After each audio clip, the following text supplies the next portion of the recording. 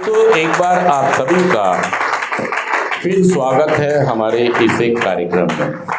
और दोस्तों, आज हम फिर बात कर रहे हैं कि आखिर हमारे ऐसी दुर्गति क्यों हो गई है।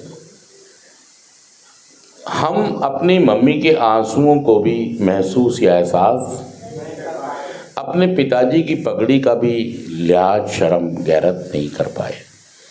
हमने अपनी ज़िंदगी को आगे ले जाने की बजाय पीछे लेके चले गए।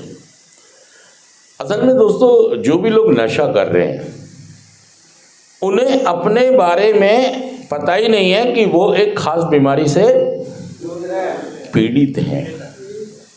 उन्हें एक खास तरह का रोग लग गया है और जब तक उस रोग का सही से आप इलाज नहीं करेंगे तब तक ये रोग बार बार आप हमेशा सोचते हैं कि मैंने 2 महीने के लिए नशा छोड़ दिया था, मेरा नशा छूट गया, मेरा नशा, लेकिन वही व्यक्ति दोबारा फिर शुरू हो जाता है। महीने, 2 महीने, 3 महीने, 6 महीने, साल, 2 साल में वो व्यक्ति दोबारा से नशा करने लगता है। कभी आप सोचते हैं कि ऐसा क्यों हुआ?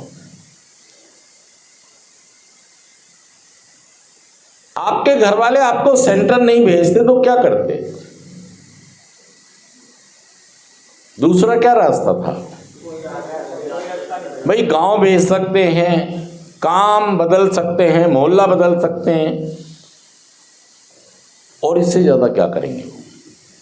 लेकिन नशा छोड़ने के लिए आपको गली मोहल्ला, काम धंधा कुछ नहीं छोड़ना। नशा अगर छोड़ना चाहते हैं तो क्या करना होगा?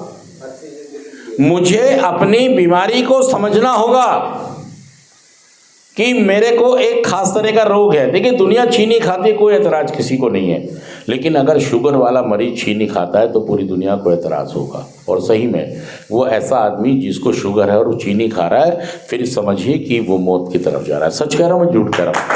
ऐसे ही चाहे पूरी दुनिया नशा करे, पूरी दुनिया, लेकिन जितने लोग सेंटर में आ गए हैं, जिन्हें सेंटर के नौबत आई है, ये सारे लोग 110% नशे की बीमारी से पीड़ित हैं और इनको एक खास तरह का प्रोग्राम फॉलो करना पड़ेगा।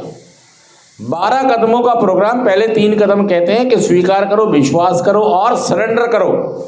आज का हमारा थॉट ये कहता है, जीएफटी ये कहती है, आत्म खिंचाव से बाहर आना। अगर कोई भी इंसान आत्म खिंचाव का मतलब ये है कि हम बहुत ही स्वार्थी, बहुत ही लालची और बहुत ही आत्म केंद्रित इंसान हो जाते हैं। नशा करते करते हमारी बीमारी को ये तीनों ही चीज बहुत बुरी तरीके से बढ़ा देती हैं। कौन कौन सी चीज बढ़ाती है?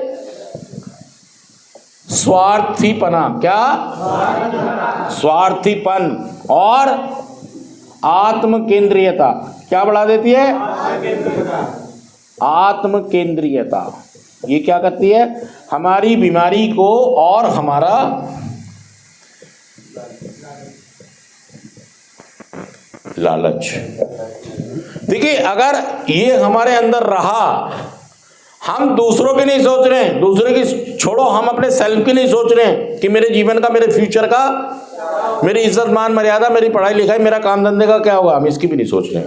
हम अपने मम्मी के आंसुओं की भी नहीं सोच रहे हैं। हम सिर्फ सोच रहे हैं नशा करो, जुगाड़ करो, मजे लो। हम स्वार्थी हो गए, अपने मजे के लिए जी रहे हैं। सच कह रहा हूं, झूठ कह रहा हूं? हम सिर्फ और सिर्फ, अगर हम इस आत्म केंद्रीयता, इस लालचीपन, स्वार्थीपन से बाहर आना चाहते तो हमें 12 कदमों का कार्यक्रम फॉलो करना। अगर हम कदमों पे काम करते हैं, हम दूसरों की सेवा करते हैं। देखिए, जितने भी हमको 24 घंटे एक दिन में मिलते हैं, हम 24 घंटे सिर्फ अपने नशे के जुगाड़ और उसके मजे में बिताते हैं। नशे का जुगाड़ करो, नशे का नशा करो और फिर पिन्नक लो। समय बचता ही नहीं। समय, कई लोग काम पर इसलिए चले जाते हैं कि उनको, कई लोग रिक्शा चलाते हैं, कहते हैं मैं तो मेहनत करता हूं। अरे भाई साहब, नशे के लिए थोड़ी मेहनत करनी है। मतलब मेरी मम्मी रो रही है, मेरी मम्मी